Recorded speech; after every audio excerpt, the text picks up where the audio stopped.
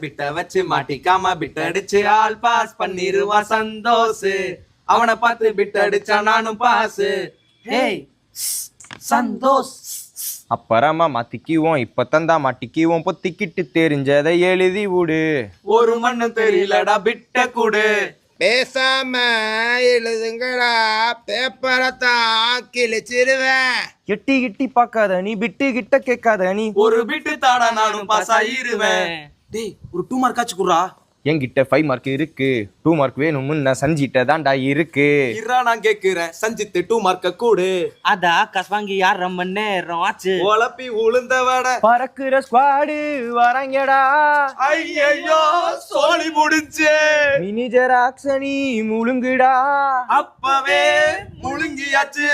விட்டு கிட்டு வச்சிருந்தா முன்ன வாங்க. எங்க கிட்ட பிட்டு இல்ல, நீங்க போங்க. தேடி கண்டு பிடிச்சனா